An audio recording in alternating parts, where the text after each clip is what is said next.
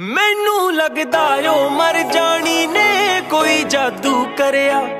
मैं ओदे हुस्न दे खौफ तो अल्लाह सच्ची इन्ना डरया।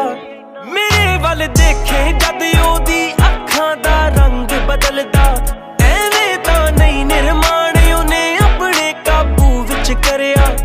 सोहणे होण दा अपने फायदा लैंदे ओ, बचा लो जी मैनू इन्ना दो अखियां तो।